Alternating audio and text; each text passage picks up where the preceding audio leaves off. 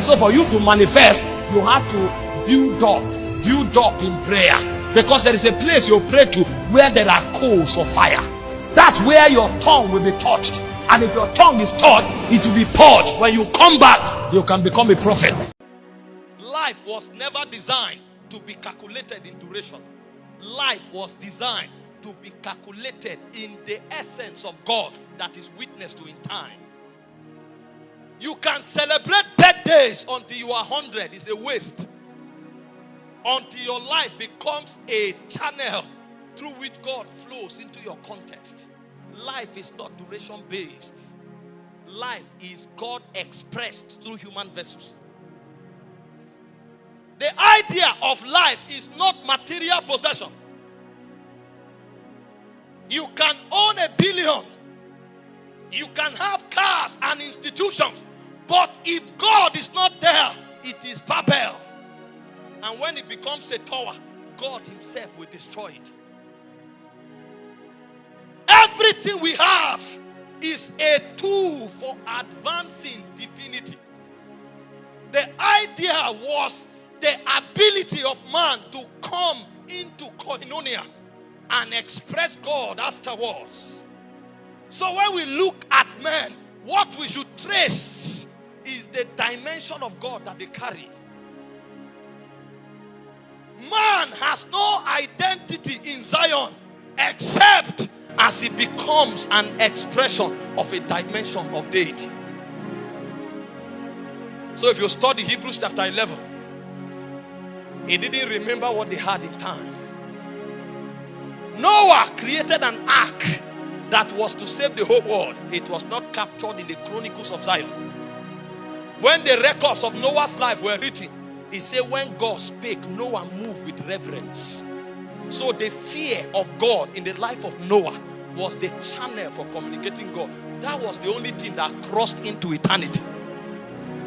The gifts of the Spirit that Noah had were not written in eternity. It is not needed there.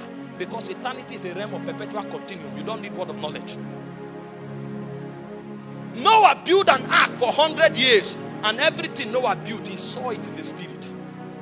But that was not written. The only thing that was captured was the fear of God. Because that fear of God was what captured the dimension of God that Noah represented in time. The Bible said in Genesis 24 from verse 1 that Abraham was old and well stricken in age, and the Lord had blessed him in all things. That is mortal record. When you enter into the immortal realm, they didn't capture the silver and gold that Abraham had. It was his faith that resonated in Zion. It was his faith. That was the only thing that resonated in Zion. Among men, mundane things can be numbered, not among spirits. You know, you can be fair, and then it's priority. That is in time.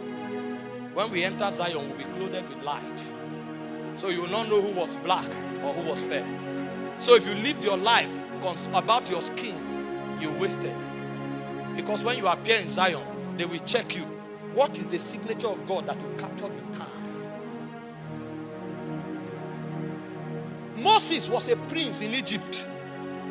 He was one of the candidates that could become a pharaoh. But when Moses entered Zion, they didn't remember that he was in Egypt. The only thing that was captured was that he saw him that was invincible. And when he was come of age, he refused to be called the son of Pharaoh's daughter, choosing rather to suffer affliction with the people of God than the pleasures of Egypt, which is for a season, because he saw him that was invincible. So the life of Moses was a definition of faithfulness and perpetual obedience. So when we say glory, we are actually trying to troubleshoot the meaning of life. He said, for all have sinned and falling short of the glory of God. That means the glory of God is what defines life. The signature of life is the glory of God that human vessel can capture. The story of life is the possibility through grace for mortality to host immortality. The story of life is the possibility through the wisdom of God for mortals to be able to host deity, and they can communicate him in this realm.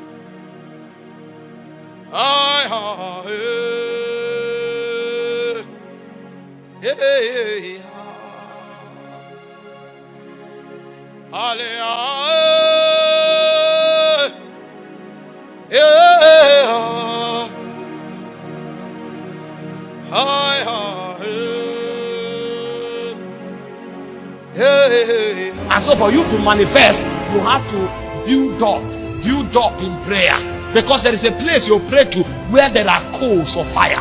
That's where your tongue will be touched, and if your tongue is touched, it will be purged. When you come back, you can become a prophet.